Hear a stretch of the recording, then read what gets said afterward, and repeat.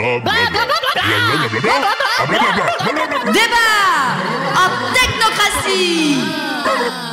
Alors Virginie, le vol des données de santé, les violences en ligne, les deepfakes, l'actualité n'en finit plus de montrer des violations de nos droits. Mais finalement, y a-t-il vraiment des droits en ligne? C'est sûr que présenté comme ça, on peut en douter, mais l'univers en ligne peut ressembler au Far West, notamment s'agissant des droits de l'homme. Mais je te rassure, oui, les droits existent. Ce qui peut être plus difficile en revanche, c'est leur mise en œuvre, leur sanction en cas de violation ou d'abus. Tu as deux niveaux. Au niveau national, il y a les infractions pénales et le droit de la propriété intellectuelle que tous les spécialistes de la PPI et du numérique connaissent bien. Et au niveau du droit international et réglementaire, tu as le principe qui a été clairement et constamment répété par le Conseil des droits de l'homme des Nations Unies depuis 2012.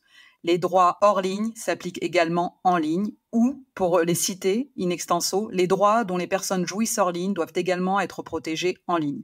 Ça vaut pour le respect de la dignité, la liberté d'expression, le droit à la vie privée, la protection des données, l'interdiction de l'incitation à la haine, la non-discrimination et l'égalité, etc., etc. Les droits hors ligne s'appliquent également en ligne.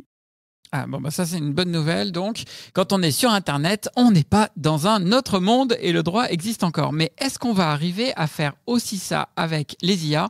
Parce que j'ai l'impression que tout est en train de partir à volo sur le sujet.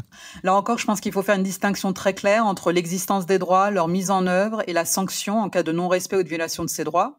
Au niveau international et régional, il n'y a pas de doute depuis 2007 que le développement et le déploiement de l'IA et de toutes les technologies ne peut pas se faire en violation ou mépris des droits de l'homme. Par exemple, c'est le cas des biais et discriminations algorithmiques qui ont été détectés, qui sont suivis et clairement été considérés comme une violation des droits de l'homme. C'est également le traçage avec les malwares ou l'utilisation de la reconnaissance faciale lors de manifestations, de démonstrations sur la voie publique qui ont clairement été identifiés comme non respectueux des droits de l'homme, sauf exception de sécurité et d'ordre public. En France, par exemple, tu ne peux pas avoir de reconnaissance faciale sur la voie publique de manière généralisée, sauf pendant les JO, suite à une exception qui a été validée pour des caméras intelligentes pendant une période déterminée. Ok, là c'est en France, mais comment ça se passe ailleurs dans le monde? C'est pas forcément le cas partout. En Europe centrale, en Asie centrale, mais aussi dans le Sud-Caucase, ce sont des pratiques qui sont déjà normalisées, même si les citoyens ne le savent pas toujours.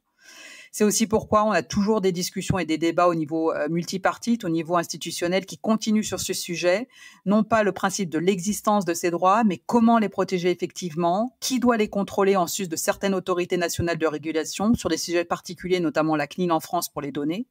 Est-ce que ça doit être un système d'autorégulation? Est-ce qu'on doit avoir une autorité indépendante nationale et européenne? C'est toutes ces questions qui véritablement aujourd'hui agitent la sphère internationale pour savoir, on a des droits, mais comment mieux les protéger et comment faire en sorte qu'ils soient effectifs. French Tech, esprit critique pour tech éthique. Eh bien, on le voit